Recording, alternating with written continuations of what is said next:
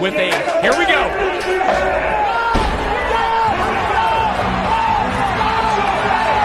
It is not meant to be. Oh my gosh. How Leme avoided serious injury. He just stayed. You talk about patience. He just waited for his moment. But with that buck off, there is your 2019 world champion. Jess Lockwood wins it. He now joins an elite group of multiple year champions. There he is with his father Ed next to him.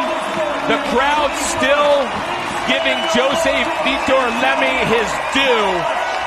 What a year he put together.